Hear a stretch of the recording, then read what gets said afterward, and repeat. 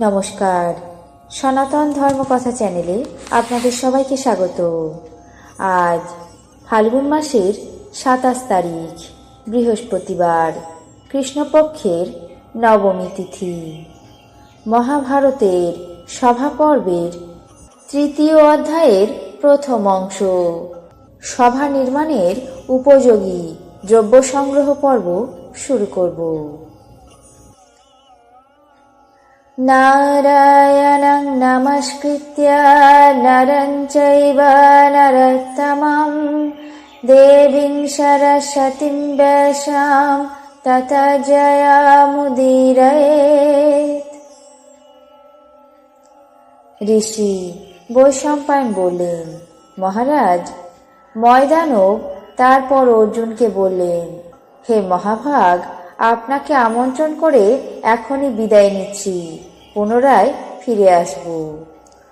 পূর্বকালে কৈলাসের উত্তর দিকে মৈনাক পর্বতের সামনে দানবগণ যজ্ঞ অনুষ্ঠানের বাসনা করেন। ওই দানব যজ্ঞে আমি বিন্দু সরোবরের সামনে মণিময় রমণীয় দ্রব্য সম্ভার আহরণ করেছিলাম। সেই সমস্ত দ্রব্য দানবরাজ বৃষপর্বার সভা মণ্ডপে অবস্থিত ছিল। এখন যদি তা বিনষ্ট না হয়ে থাকে, তবে সেখান থেকে অবিলম্বে তা সংগ্রহ করে আনব। পরে আপনার মনের মতো যশস্বিনী, অত্যন্ত বিচিত্র, সর্বরত্নভূষিতা এক সভা নির্মাণ করে দেব। আর বিন্দু সরোবরের এক গদা সংরক্ষিত আছে। মনে হয় দানবরাজ বৃষপর্বা সংগ্রামে শত্রু সংহার করে সুবর্ণমণ্ডিত শত্রুনাশিনী সর্বভার সহা সুদৃঢ় ওই গদাকে বিন্দু সরোবরে রেখে দিয়েছেন। যেমন গান্ডীব আপনার উপযুক্ত হয়েছে, তেমনি ওই গদা শত সহস্র প্রভাবশালী। ওই গদা ভীমের অনুরূপ হবে। আর বরুণ পরিগৃহীত দেবদত্ত শঙ্খ সেখানে আছে।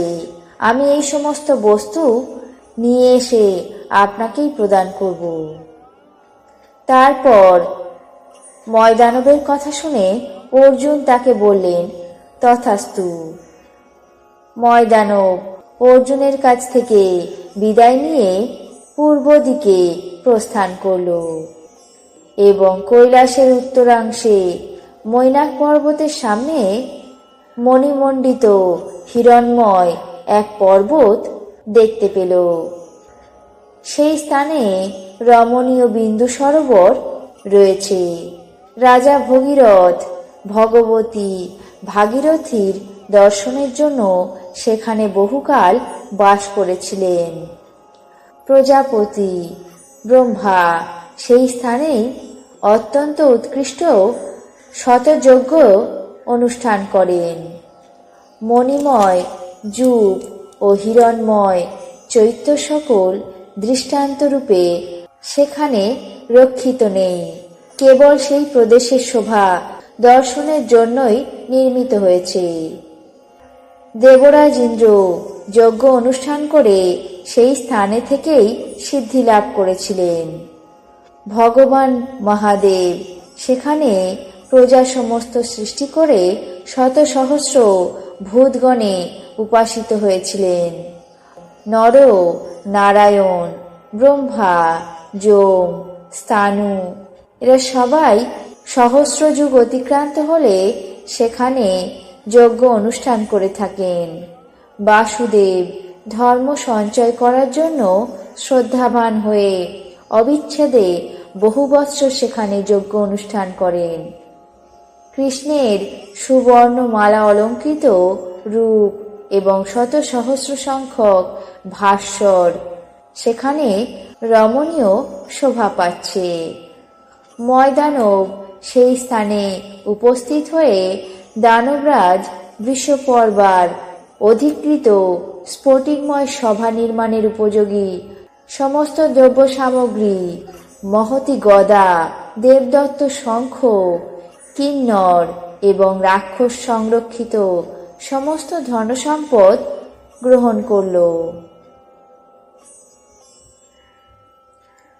আজ মহাভারতের সভা পর্বের তৃতীয় অধ্যায়ের প্রথম অংশ, সভা নির্মাণের উপযোগী দ্রব্য সংগ্রহ পর্ব এখানেই শেষ করছি। বাকি অংশ আগামী পর্বে পাঠ করে শোনাব। এখন জেনে নেব আজকের দিনের 12টি রাশির রাশিফল। মেষ, খ্যাতি লাভ। বৃষ, যাত্রায় বিঘ্ন। মিথুন, দুশ্চিন্তা মুক্ত। কর্কট, অনর্থপাত। সিংহ, পদমর্যাদা বৃদ্ধি। কন্যা, অভিমান। তুলা, শুভ প্রয়াস। বৃশ্চিক, মিথ্যাচার। ধনু, পারিবারিক সুখ। মকর, রোগমুক্ত। কুম্ভ, স্বার্থত্যাগ। মীন, স্নায়ুরোগে আক্রান্ত। এই ছিল আজকের দিনের 12টি রাশির রাশিফল। আপনাদের কেমন লাগলো তা অবশ্যই কমেন্ট বক্সে জানাবেন। চ্যানেলটিকে সাবস্ক্রাইব করবেন, লাইক করবেন, শেয়ার করবেন। ধন্যবাদ।